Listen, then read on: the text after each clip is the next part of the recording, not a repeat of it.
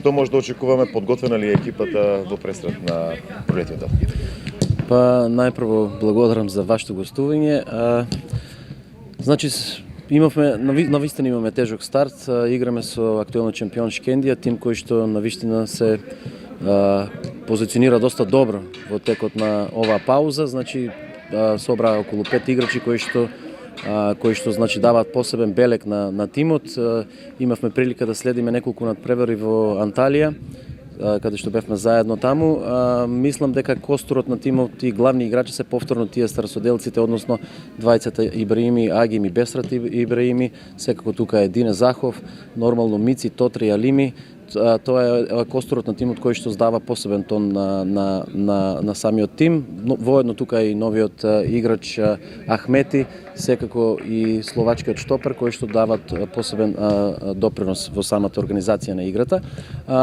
Ние се подготвувавме повеќе од 40 дена. Мислам дека сработивме доста добро, но сето тоа ќе биде показател веќе од првиот пролетен надпревар, односно од недела од 13 часот. И ќе видиме до каде сме стаснали. Во секој случај одигравте неколку контролни надпревари. Сметаш ли дека компонирана е екипата, имате паралелно и нови засилувања? Така, значи гледавме да земаме играчи на позициите кои што ни одговараат, односно кои што имаме дефицит. Нормално знаете, заминаа 4 играчи, доведовме 5 играчи. Можеби здравствениот билтен не е во идеална состојба, затоа што на последните 2 тренинзи имаме проблем со Томислав Илиев кој што нема да настапи во недела. Исто, значи и новото засилување Милан Басрак кој што доби повреда на предпоследниот тренинг и единствено тоа може да не биде како разочарување, но од друга страна пак ме радува враќањето на оние кои што беа подолго време повредени. Пред се овде мислам на Дориев Стоилов и Диме Димов кои што конкурираат за првиот тим во првите 11. Игравте неколку надпревари, тешко доаѓавте до победа. Дали тоа носи некоја разочарување или пак желба за докажување веќе од неделниот меч? Можеби од психолошки гледен аспект не делува доста добро тоа што да кажеме победивме само неколку надпревари. Билансот ни е да кажеме 3 порази, 2 победи и 3 нерешени резултати. Меѓутоа го баравме идеалниот тим и мислам дека се уште не е најден тој идеален тим затоа што недостасуваат некои играчи, но јас мислам дека првенството е еден посебен мотив, значи стартува пролетниот дел од шампионатот и мислам дека подготвени ќе го дочекаме овој прв надпревар и се надевам во текот на целиот пролетен дел. Приоритет одбрана на купот или пак повисок пласман во првенството? Искрено, ако ме прашате за желба, јас најпрво би сакал да обезбедиме доволно бодови кои што ќе ни гарантираат, значи, помирна пролет, односно мирен опстанок.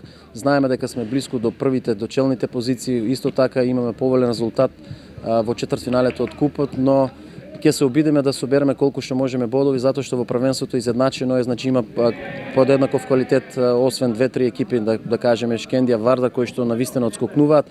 Другите екипи сме сите тука некај на некое исто рамниште и мислам дека успех најпрво ќе биде обезбедувањето на опстанокот, а после да се обидеме нешто да сториме повеќе, односно да бидеме повисоко позиционирани на табелата. Тренчевски академија Пандев, благодарение на освоената титула од минатата сезона, доби ваучер, речиси од 9 милиони денари од државата преку Агенцијата за млади спорт. Колку овој ваучер систем одговара и е во функција на поддршка на спортот во земјава и за вас како фудбалски клуб? Така, значи пред се најпрво сакам да испратам благодарност до челните луѓе, односно до раководните луѓе кои што го водат тој ваучерски систем. Ние сме благодарни затоа што во нашето 10 годишно постоење ова е прв пат, значи прва година во која што ние добиваме. Мислам дека конечно и распределбата беше на професионално и правилно ниво, затоа што ако погледнате од фудбалски гледна точка, значи првите тимови се Шкендија и Вардар, после нив сме веднаш Академија Пандев, токму онака како што сме организацијски можеби поставени, како што конкурираме на табелата. Во секој случај тоа е огромна сатисфакција за поголема работа и уште еднаш ќе упатам благодарност до луѓето кои што навистина ето во нашето 10 годишно постоење за прв пат се сетија да помогнат на не само на фудбалскиот клуб Академија Пандев, туку и на сите спортски колективи во Македонија. Нормално дека читам негде има и некои незадоволства, тоа е нормално. Јас можам да кажем од наша гледна точка дека конечно за прв пат наидовме на фер и коректно разбирање.